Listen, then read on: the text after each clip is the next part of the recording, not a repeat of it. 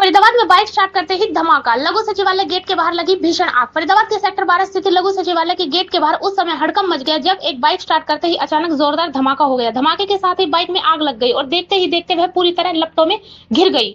यह घटना दोपहर 3 बजे की बताई जा रही है। मौके पर मौजूद लोगों ने अफरा तफरी मच गई और आसपास खड़े वाहन चालकों ने अपनी गाड़ियों को बचाने के लिए भागदौड़ शुरू कर दी।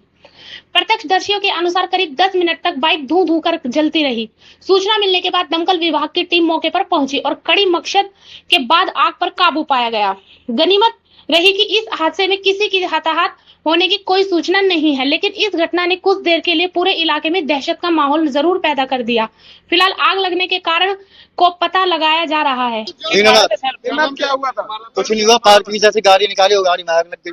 चाहिए गाड़ी स्टार्ट करी तो सेल्फ मारते ही गाड़ी अब आग लगाने लगी।